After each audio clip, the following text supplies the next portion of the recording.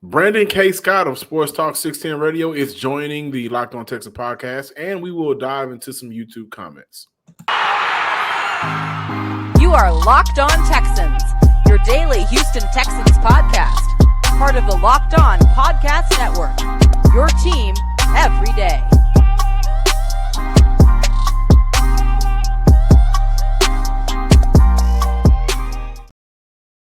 Welcome, everybody, to a Monday episode of the Locked On Texan podcast, a part of the Locked On Podcast Network, your team every day. This episode is brought to you by FanDuel Sportsbook, the official sportsbook of the NFL. Make every moment more.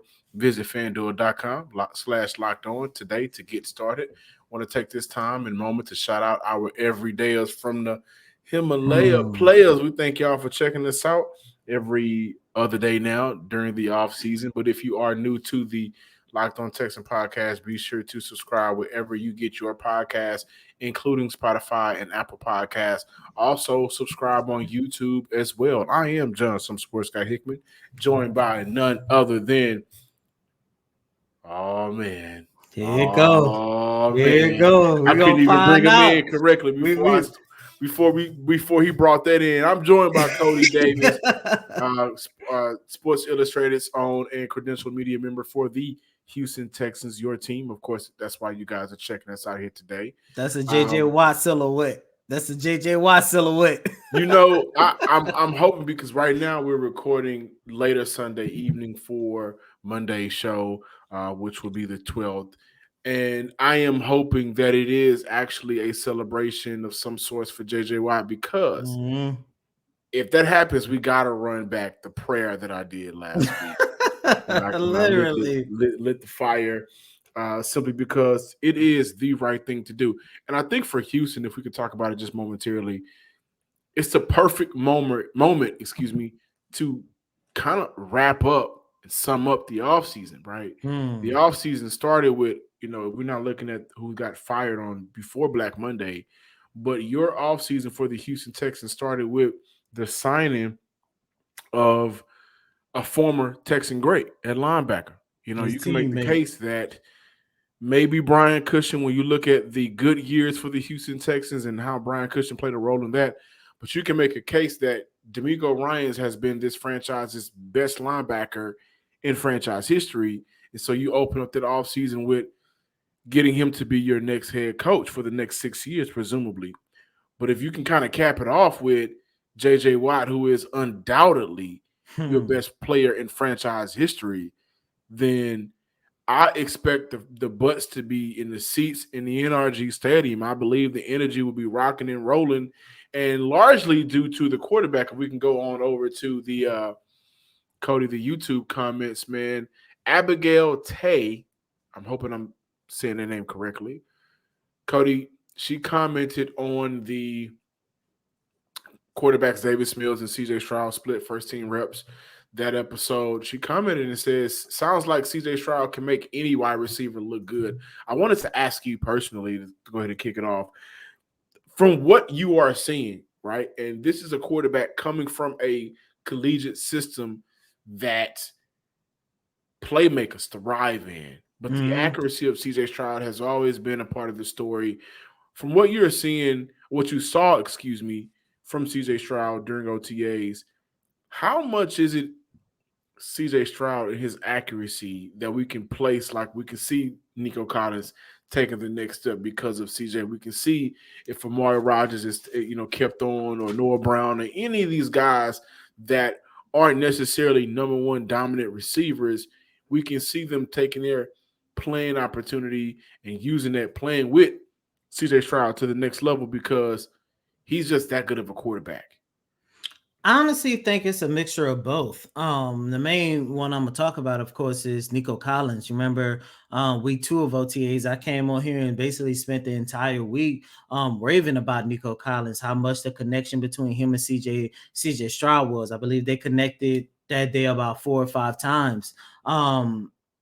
I understand where she's coming from in terms of C.J. Stroud making any wide receiver look good. And that's actually something you want in your franchise quarterback, because the Houston Texans, that last year, Deshaun Watson, what was that guy name?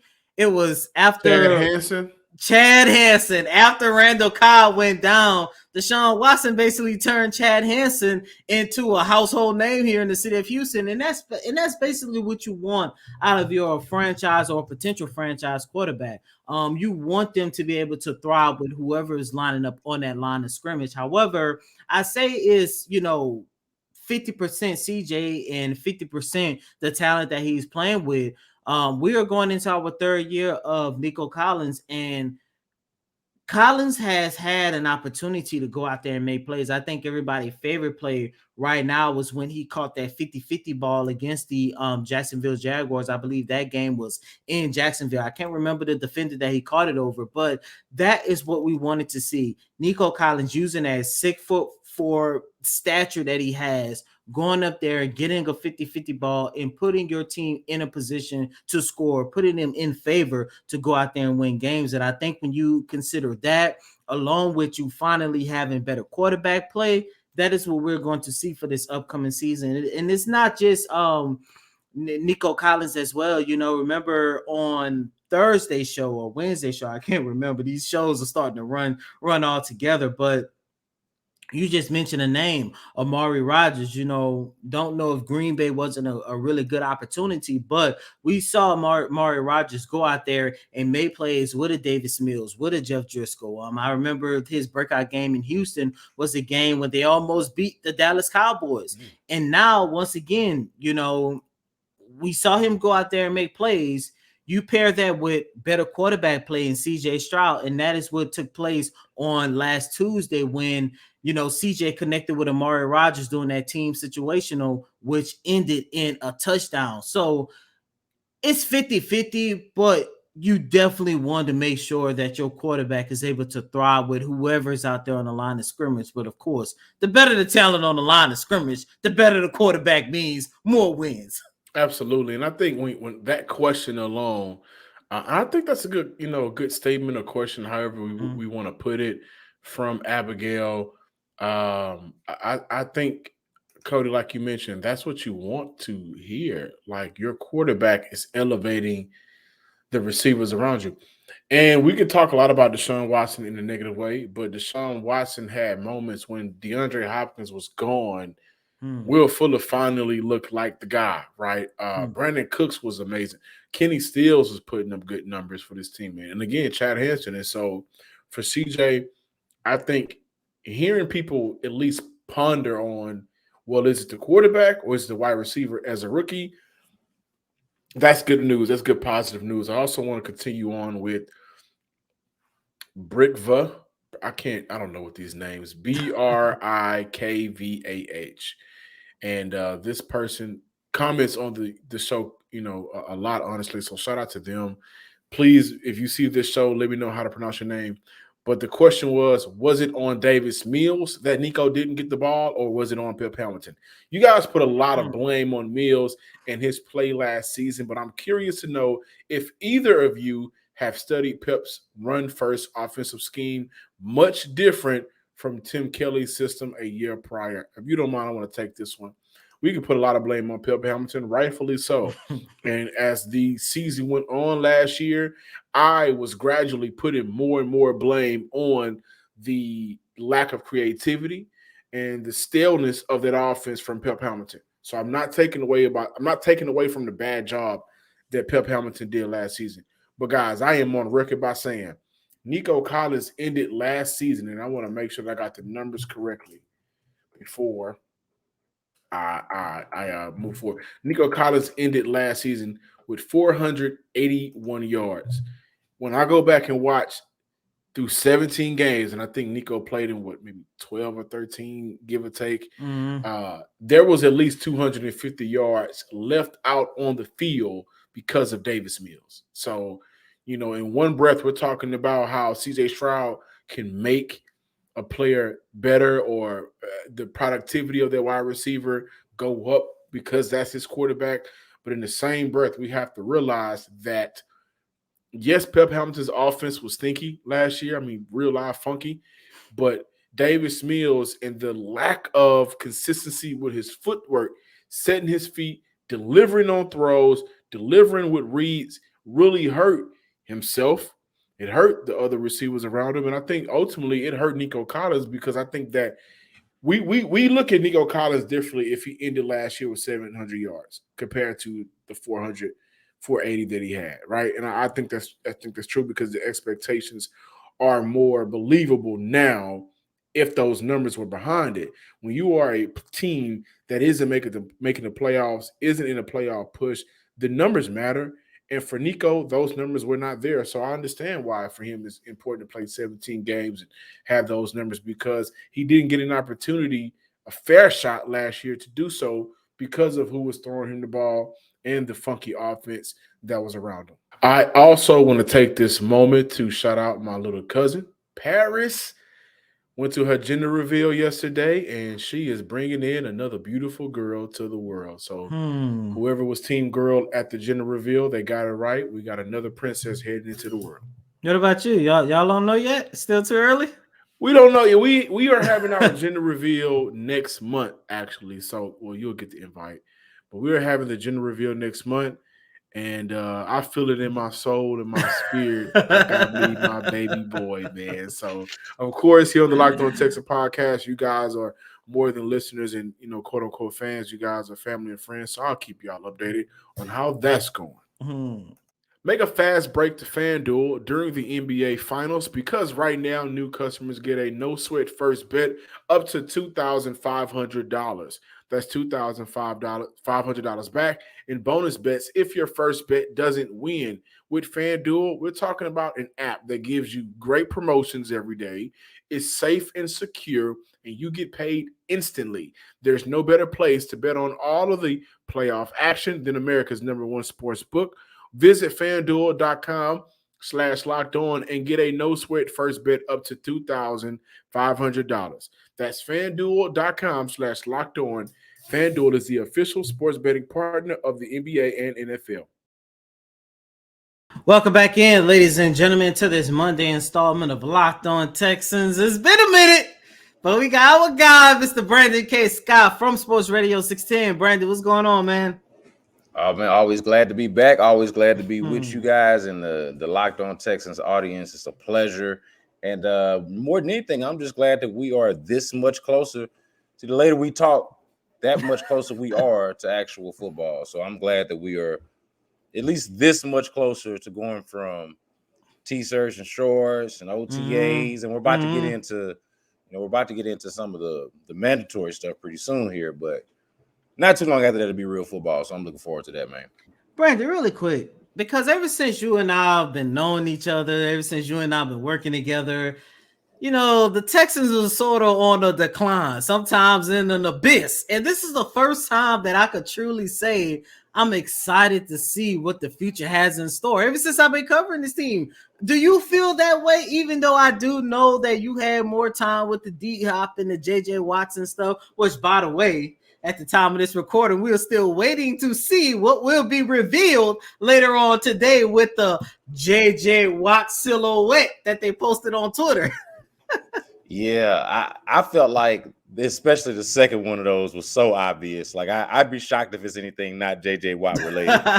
But as far as the excitement around the team, man, you're exactly right on that. Like, you nailed that. This has not been an exciting team to cover since 2019.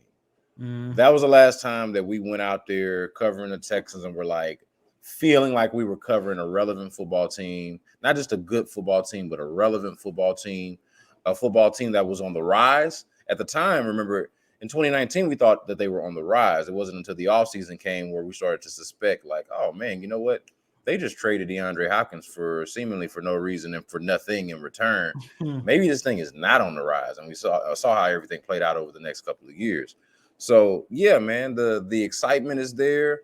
I've mentioned before in various places that the newness of this team is what excites me the most. The fact that, like, I think that if I'm honest about it, if I'm just honest, I can tell you what my gut feeling is and what I think. But if I'm just honest about it, I've got no clue how good or how not good this team is going to be. Like, I'd really just be lying to you if I tried to say, hey, they're going to be this, they're going to be that. I can make a prediction.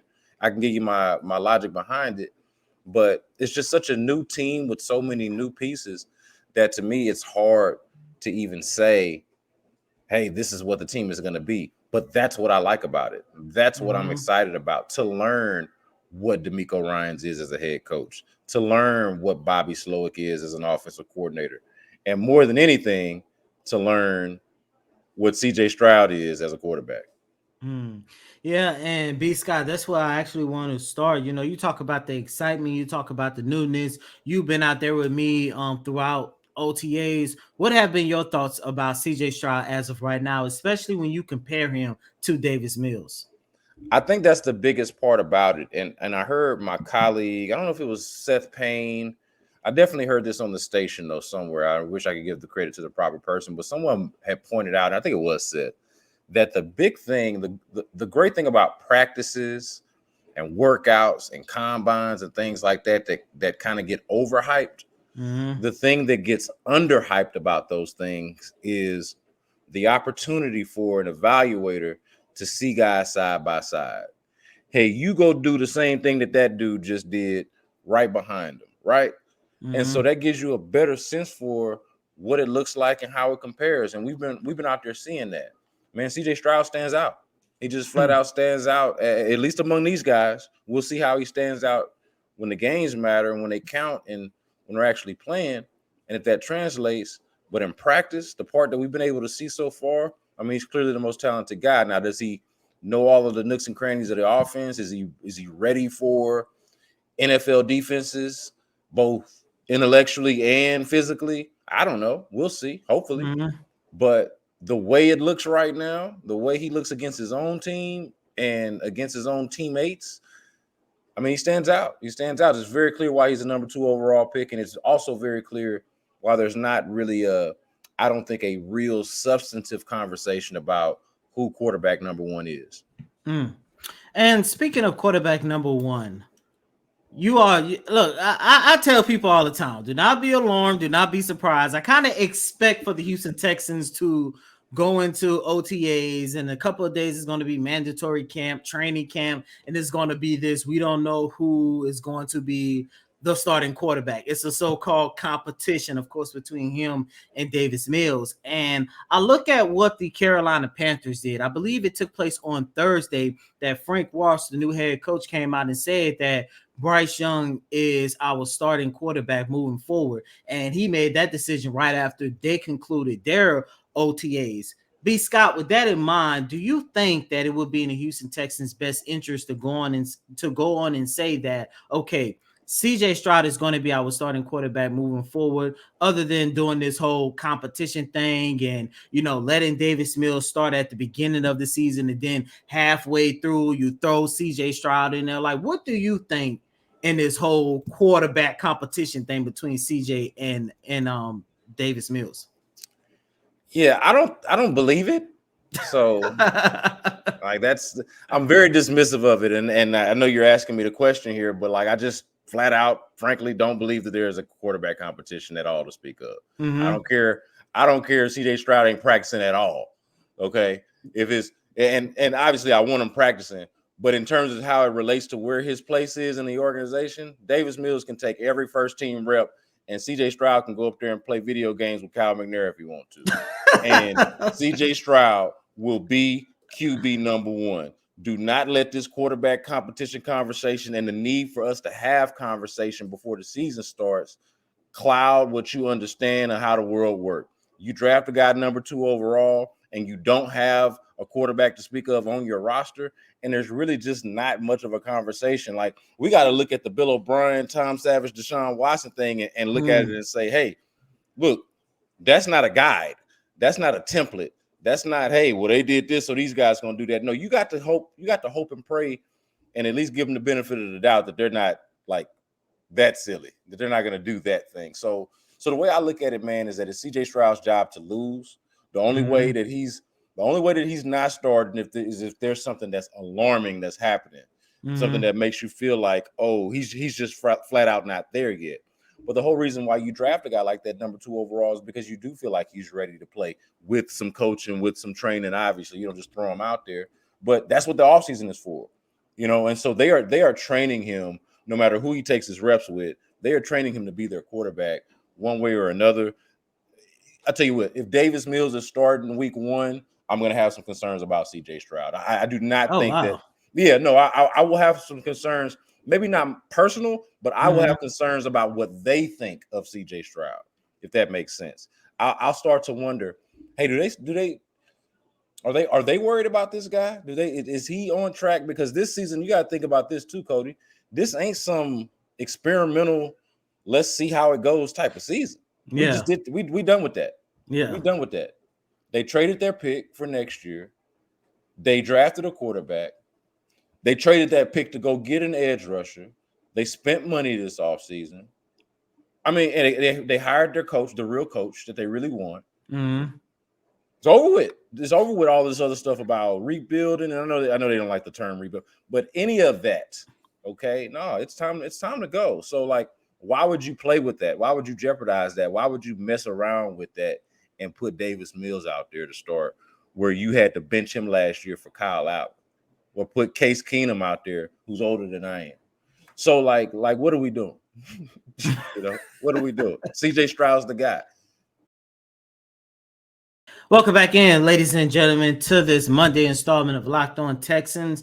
B. Scott, of course, in the first segment, we had to talk about the quarterbacks, CJ Stroud, Davis Mills. But now let's take a look at the Houston Texans as a whole. Who are some of the other players, whether they be rookies, sophomore players, junior players, and, just veteran players overall? Who are some of the other players that have kind of like caught your eye throughout these first couple of weeks of OTAs? Oh, man, I love that question because, it kind of changes from practice to practice. Yeah, it does. But I remember week 2, man. Yeah. I came back. I said, Nico ready to take that leap.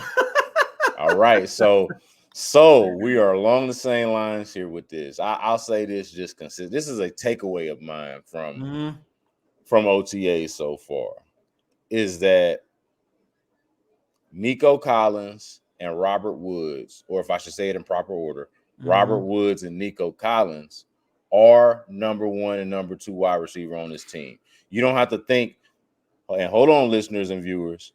I'm not saying that they are legitimate number 1, number 2 wide receivers. I'm saying that based off of what we've observed in OTAs, based off of what we've watched in practices, those 2 guys are the guys. That stood out to me because I feel like there was a question going in. And even since they've been out there, people have had the question, like, what they got at wide receiver? Who are the receivers? Who is CJ Stroud supposed to be throwing the ball to? We know they signed Dalton Schultz.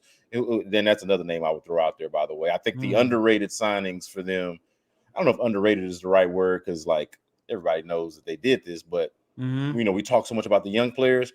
But I think the underrated signings are Dalton Schultz and Devin Singletary. I almost called him Mike Singletary. Dalton Schultz and Devin Singletary, I think, are the underrated signings. I think they're going to be really big contributors.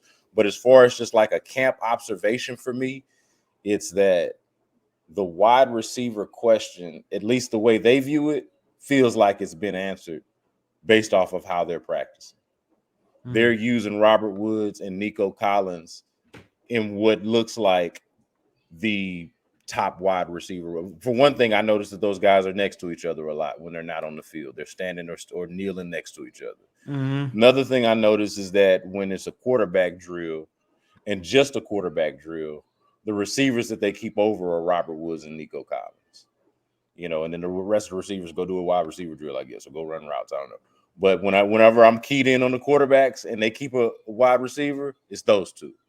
So that stands out to me because I think the question was there, who are the wide receivers on this team and what can you expect? I think it's still worth wondering how much you're going to get from those guys. But I think Robert Woods has something left in the tank. I think he's going to be really solid for them this year. And the question for me is Nico Collins. Been asking it for a 3rd season, Cody. What is Nico Collins? So much potential, man. Yeah, so that's where I'm at. That's where I'm at, trying to figure out basically where I was last year. What is Nico Collins? Is he like? Because he seems like he's good, but he doesn't play enough, or gets injured, or doesn't have a quarterback, whatever it might be. So I'm very interested to see Nico Collins, and like I mentioned, those other 2, Dalton Schultz and Devin Singletary, I think, are underrated signings. I've talked about Shaq Mason before. That's not anything to necessarily mention from camp, but I think that's going to be huge. And I'm high on the defense. Yeah. And especially now, I was high on the defense. I was high on the defense even when Lovey was misusing it. Because they had the talent. Yeah. And that was going to lead me into my next question, because I already knew how you felt about the defense. Like you said, going back to even when Lovey Smith was misusing it. How much better do you think this secondary is going to be? Because yes, everybody's eyes has been on CJ Stroud every time he goes in, everybody's focused on CJ Stroud. And a couple days ago, I can't remember what day it was, I came on this show and I talked about how the Houston Texans had set up situationals and the offense was down. And, CJ Stroud did a really good job leading that team down the field where they ended the drive with a touchdown. But even though he looked good, and even though there was moments where CJ Stroud had a tip pass or whatever the case might be, I couldn't help but to think how good that secondary looked. Whether it was Jalen Petrie, Derek Stingley Jr., Jimmy Ward, like this secondary, I don't want to get too excited because I already knew the potential that he had. It's still early, t-shirts and shorts, no pads, but B. Scott, I don't understand how nobody cannot look at that secondary and cannot get excited. Yeah, this is going to be the second time I mentioned Seth, but he had a pretty good quote when I was hosting with Ron Hughley last year. And that was when we were talking about Derek Stingley. Mm-hmm. He compared Derek Stingley to being like driving a Ferrari in a school zone. You know what I mean? Like you want to let that thing go, right? You want to really push the gas on it, but you're in a school zone. You can't do it. You know what I mean? It's they got them flashing lights or whatever it is. You're on a residential street. You approaching the cul-de-sac. You can't just hit the gas. That's basically what Derek Stingley was last year before he got hurt, I thought. So I'm very much interested to see this, Cody. I mean, we can't understate, man. This is the number 3 overall pick. Mm-hmm. This is number 3 overall pick. This is a large piece of Nick Caserio's legacy on the line right here, and the evaluation of him as a general manager. And year one is an X. It's not good because he didn't play enough, and the guy that was drafted right behind him and the pick right behind him played the same position and was an All-Pro. So that part of it is not Derek Stingley's fault. That part of it is not Nick Caserio's fault, but it does just go to show you how important it is. Those are the types of players that you're looking for when you draft that high, especially when you draft at that position that high. Like you're not drafting for some replacement level cornerback at number 3 overall. So, and I don't think he's that either. I think he's really good. I just, we want to see him play a lot or a lot more, I should say. And if he does that, I think he's going to be excellent. If Derek Stingley is healthy and playing, Derek Stingley will be a Pro Bowl level. I don't know if he'll go to the Pro Bowl or be an All-Pro, but he will be a Pro Bowl caliber player. I do believe that. Now, the rest of it, I think, is interesting because you've got, of course, Jalen Petrie, like you mentioned, and I think Jimmy Ward is an upgrade at the other safety position. I think they're going to work well together. I'm very, very excited about that. Maybe a little bit more excited about getting to talk to Jimmy Ward in between games and practices. I think we'll have fun with that as well. But, yeah, on top of that, I'm interested in what happens at that other corner spot because Steven Nelson played really well last year. And by all accounts, he's going to show up to the mandatory camp. Yeah, I'm about to say that's man. And all of that.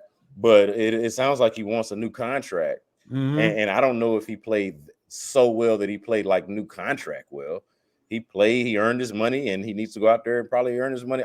Let me be careful of not saying what a guy needs to do. Do what you feel. Go get what you think you need to go get. That's not what I mean. But from a football standpoint, it's just kind of like head scratching. Like, so how much money does he think he's worth? Does he think they should give him exactly? So, but good for him if he gets it though. And I root for everybody to get paid. I ain't no hater, so go get it if you can get it. But I'm interested to see what happens there, simply because they did sign Shaq Griffin. They do have reinforcements there. It's not like they've got to have Steven Nelson as good as he played last year. So I'm interested to see how that opposite corner spot plays out. Just observationally, how does it play out through camp or the guys? Is everybody here in the second? How many guys from the secondary that are in camp now are going to be here? And I'd like to think all of the ones that we think, but it could be some surprises there. We'll see what happens. B. Scott, last question before I let you go. When you take a look at the overall of OTAs as of right now, that was the first time that we had an opportunity just to be there. How different do you think the vibe has changed with this franchise ever since they have hired Coach D'Amico Ryans? Remember last year it was like, there was a little bit of promise and potential there when Lovie Smith took over, but at the end of the day, a lot of people were still like, okay, what are we doing? Because you knew Lovie Smith wasn't the long-term answer. And then I'm not even going to bring up 2021 because of the miss of David Culley. It was also a COVID year and everything was just weird. Yeah, so you know what? I actually thought about this question before you asked it. I was kind of just thinking about it on my own. Like, does this feel different? How different does it feel? Mm-hmm. And trying to also separate the different feelings of like just the vibes and the environment and how we talk as commentators and observers and media people and how fans talk about the team and how we interact with fans and all of that.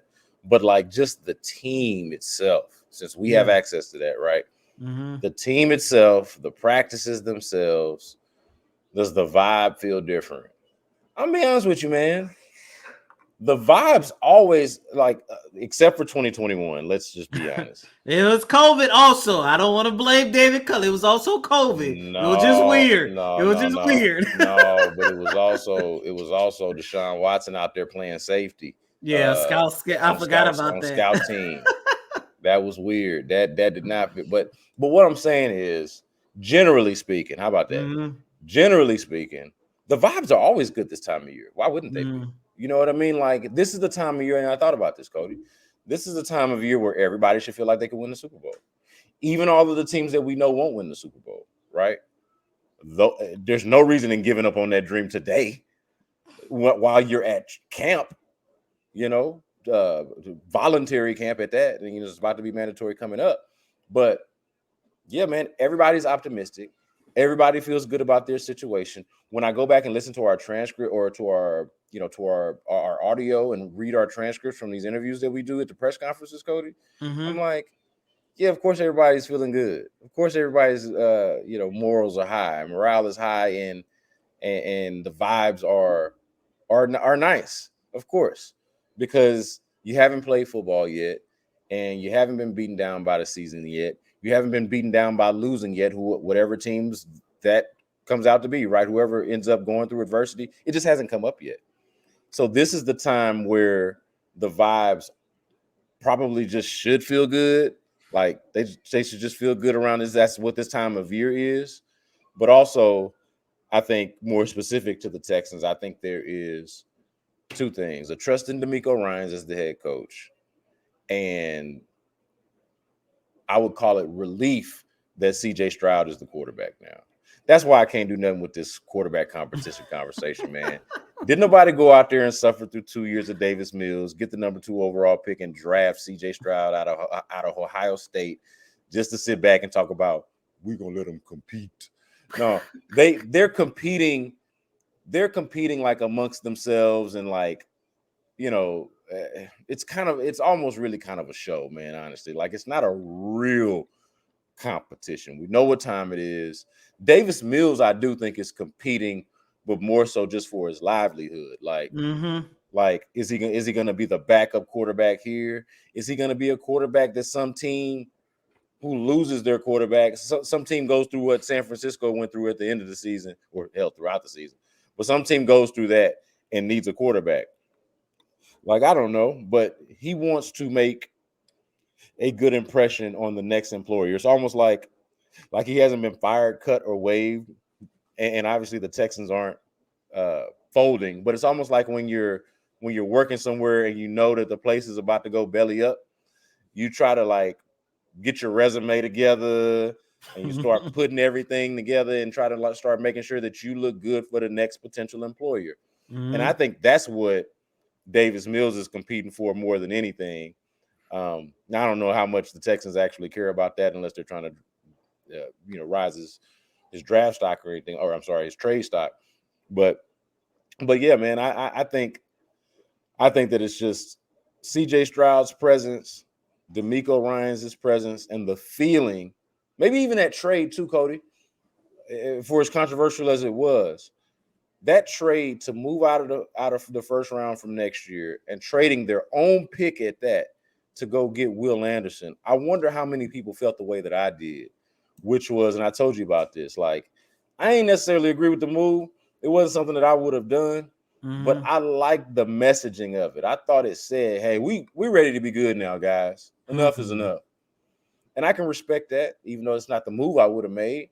I can respect that. And I think Will Anderson is especially the more I learn about him and the more I see him, I think Will Anderson is going to be a star. So yeah, I'm excited about it, man. I think it's a good time for positive reinforcement to feel positively. Because look, the season gonna dictate how you feel one way or the other. So you might as well choose to feel good right now. There you have it, Mr. Brandon K. Scott from Sports Radio 610. Brandon, really quick, where can our listeners follow you at on all your favorite podcast streaming services? Tell them about the B Block podcast. And I couldn't help but notice the Rockets logo right there. There's now some rumors that Kyrie Irving could be a free agent target, so be sure to tell them about the H-Town Hoops podcast, because just like the Houston Texans, things about to get real interesting with the Houston Rockets. Yeah, man. One regret is that Kyrie Irving news came out not too long after we had just recorded our latest episode of man, I hate when that happens. It did. It did happen. But that's the H-Town Hoops podcast that you can get wherever you get your podcast. We do that every week. Also, the B Block podcast, wherever you get your podcast. That's just me solo. But the Rockets one, man, it's an interesting time. If you think that this Texan season has been, or offseason has been interesting, the Rockets one, I think, is very similar in a basketball way, in terms of a team that needs to be good, needs to be better now. Like, it is like, enough is enough. They've done the whole we're bad and we're going through it and we're young thing and all of that. Like, it's time to be good.